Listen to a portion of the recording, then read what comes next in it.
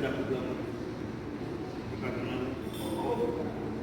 Ali, os falam agora que eu tenho esse. Ali lá, já me ensina. Ali foi feito. Mas não, eu mesmo estou começando. Essa aqui que eu paro.